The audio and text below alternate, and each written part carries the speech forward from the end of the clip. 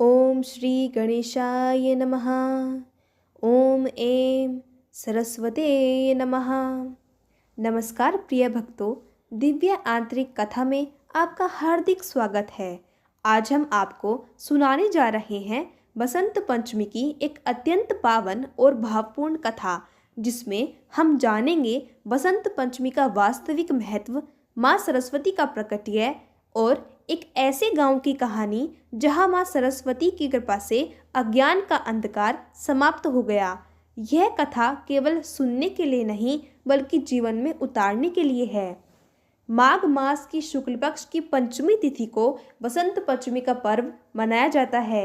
यह दिन केवल एक त्योहार नहीं बल्कि ज्ञान, विद्या, कला, संगीत और बुद्धि के जागरण का दिन है। इसी दिन पीले फूल खिलते हैं, सरसों के खेत लहराने लगते हैं, प्रकृति स्वयं माँ सरस्वती की पूजा करती प्रतीत होती है। पीला रंग ज्ञान का, ऊर्जा का, आशा का और नई शुरुआत का प्रतीक है। इसलिए इस दिन बच्चे पहली बार अक्षर लिखते हैं, विद्यार्थी माँ सरस्वती से बुद्धि मांगते हैं, कलाकार अपनी कला को समर्पित करते हैं। बहुत बहुत समय पहले जब सृष्टि नई नई बनी थी, तब धरती पर जीवन तो था पर ज्ञान नहीं था। मनुष्य बोल तो सकता था पर भाव प्रकट नहीं कर पाता था। कोई संगीत नहीं था, कोई कला नहीं थी, कोई शिक्षा नहीं थी। लोग जी तो रहे थे पर जीवन नीरस था। भगवान ब्रह्मा यह सब देखकर चिंतित हो उठे। उन्होंने कहा, जब तक ज्ञान नहीं होगा तब तक सृष्टि अधूरी रहेगी। भगवान ब्रह्मा ने गहन तपस्या की। तभी उनके मुख से एक दिव्य प्रकाश प्रकट हुआ। उस प्रकाश से प्रकट हुई माँ सरस्वती। श्वेत वस्त्र, वीणा हाथों में, नेत्रों में करुणा और स्वर में अमृत। जैसे ही माँ ने वीणा के तार छेड़े, धरती पर पहली बार संगीत गूंजा। मनुष्य के मुख से शब्द निकले, बुद्धि जागृत हुई और ज्ञान का अंधकार दूर होने लगा। माँ सरस्वती ने कहा, जहाँ श्रद्धा होगी वहाँ मैं स्वयं विराजमान रहूंगी। अब कथा हमें ले चलती है एक छोटे से गांव की ओर। उस गांव का नाम था विद्यापुर।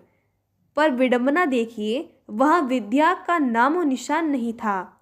गांव के बच्चे पढ़ना नहीं जानते थे, किताबों से डरते थे। बड़े लोग कहते, पढ़ लिख कर क्या मिलेगा।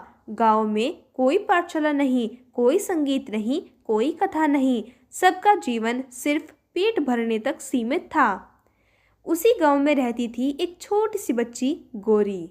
गोरी को पेड़ों से बातें करना अच्छा लगता, पक्षियों की आवाज़ सुनना अच्छा लगता। वह अक्सर आकाश की ओर देखकर पूछती, भगवान क्या जीवन बस इतना ही है। एक दिन गोरी ने माँ सरस्वती का चित्र देखा। उसके मन में अजीब सी शांति भर गई। बसंत पंचमी की रात थी।